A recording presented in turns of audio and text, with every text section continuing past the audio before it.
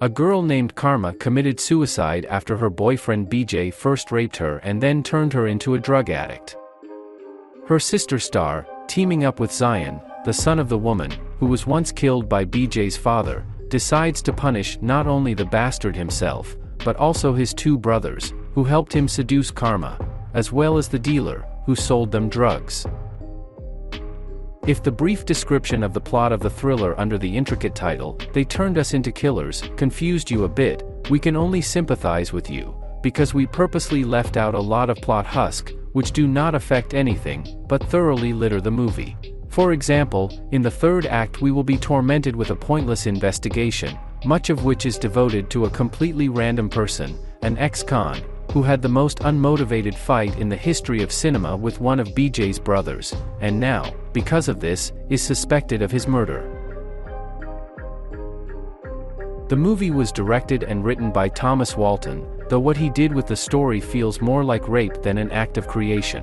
He takes the simplest formula of revenge thriller, which was cultivated in genre classics like Death Wish or I Spit on Your Grave, and rubs it all over the place like a bull terrier does with his favorite toy. And on top of that he also edited the story in completely random order, so that the action jumps back and forth, from time to time deepening into flashbacks and then returning to our time. The way Walton writes the script does not stand up to any criticism, but what we can't deny is his integrity and consistency, because he is as weak a director as he is a screenwriter.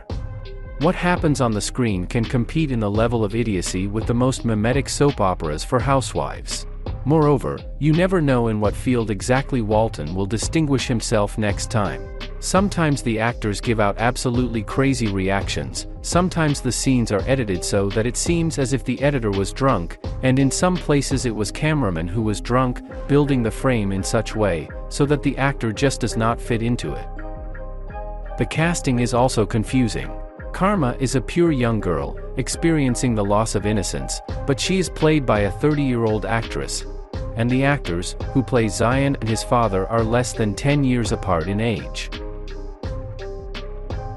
You might say that there are plenty of such unprofessional amateurish films out there, and you'd be right, but They Turned Us Into Killers lures with Scream Queen Scout Taylor-Compton, Orange is the New Black star Taryn Manning, Jason from Friday the 13th Kane Hodder, horror legend Michael Berryman, and a few other notable smaller caliber figures. But, for example, Berryman appears in the movie for exactly one frame, shot as if by a hidden camera. Hodder dies for most of his screen time, and Taylor-Compton, though honestly trying to play something, can't do anything with Thomas Walton's inability to tell stories. It's not just a very bad movie, it's perhaps the worst of all the movies reviewed on this channel.